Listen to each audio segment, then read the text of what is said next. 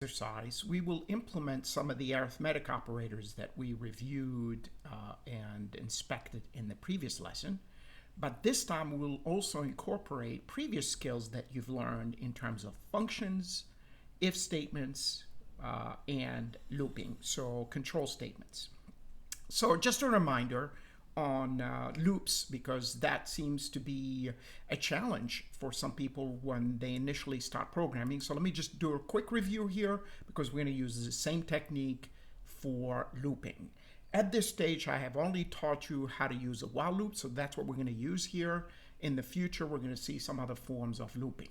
So to do a while loop, what you need is you need a condition to evaluate, and that will dictate if you will stay in the loop or not.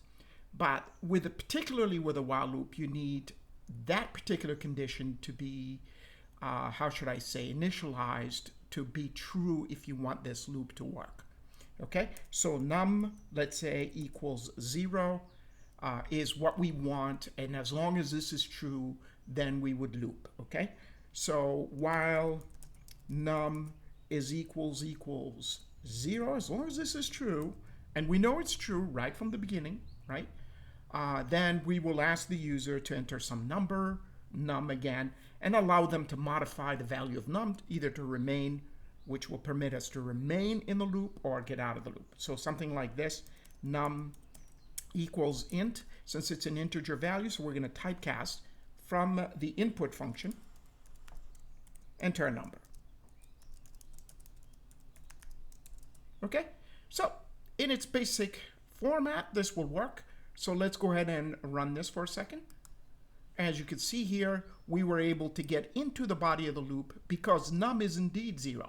So this 0, 0, we're going to have a formal lecture on that, by the way, when we're assigning and comparing. Okay, so notice this is double equal, not a single equal. This here is an assignment. This here we're comparing. Is num 0? And if indeed it is, which in this case it is, notice that this statement num int input enter number will execute, which in other words we will get this. So if you put 0, guess what's going to happen? It's going to loop again. Why? Because the while loop condition in here is always true. So if I put another 0, I'm going to remain here. Let's put in 1. Now the condition is false and you're out of the loop. Okay, so let's build our calculator based on this principle. But remember, we want to do or to create a menu from which we can choose which operation we want. Okay, so instead, let me go ahead and clean it up here. And let's start with defining main here. I'm just going to put pass for now, nothing in here, and then call main. Now, if you run this program, nothing will happen. This is a basic point to start from. Now let's go ahead and create a function that displays a menu. So we're going to have def menu. So we're going to name it what it's supposed to represent. Remember these parentheses, right? Open and close. That means this is a function, right? And then we're defining this function, and we're going to write right here after a tab exactly what this function is supposed to do. So maybe something like this, print main menu, and then print maybe an underline here. There you go, make it nice. Let's do another print. We're going to choose, if you choose 1, that will be addition. We're going to choose 2, print for subtraction. And we're going to increment the number of features this calculator will have as we go. So let's have it for these 2 for now. So right here, I'm going to ask the user to enter a choice. So that choice will be an integer that I'm going to pick. And that will be int input, right? And then enter your choice, your numerical choice.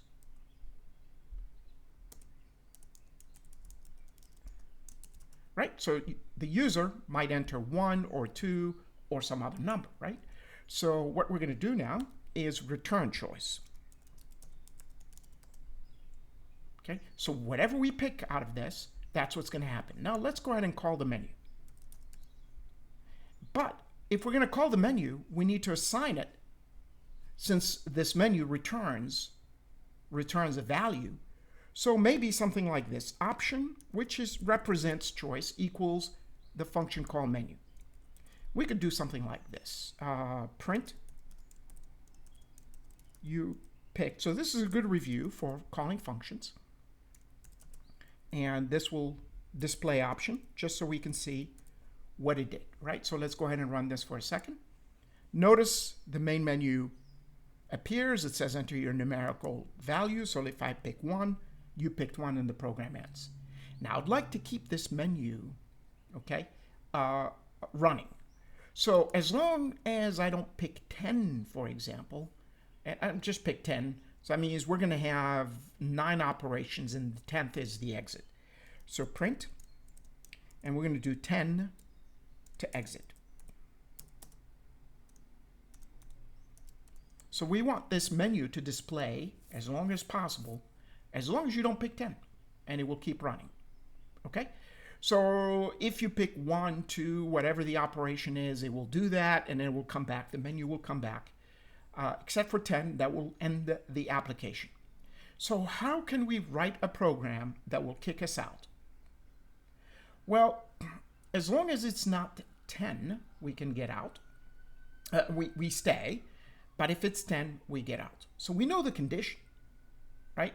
So right here, and so for example, to make this happen, let's go ahead and do option just like we did before. We're going to modify this, equals 0. While option is not equal to 10, and then we're going to tab this. Let's see what happens here. As long as we don't pick 10, so any value but 10, let's see what happens. So let's run this. And notice the menu did appear. And that's the reason is because option is not 10, it's equal to 0. So it did call the menu and it's waiting for us. So we're running right now. The program is waiting for us right here. We're on line 11. So as long as we haven't put a value, we haven't returned anything back to main yet. So let's go ahead and return 10 and see if it kicks us out. And sure enough, you picked 10 and notice the program ended. Let's run it again. And let's put any value other than 10. Let's put 1. And notice you picked 1 and the menu reappears again. So this gives us an option to remain within the application as long as we don't pick 10. So let's go ahead and pick 2. And it will do that for us. So now the key is, when are we going to do the addition and subtraction? Well, for the next lesson, we're going to break it up. We're going to break up inside the while loop our program. We're going to add more lines so we can indeed, based on the value of option, go ahead and do an addition or a subtraction. So I'll see you for the next lesson.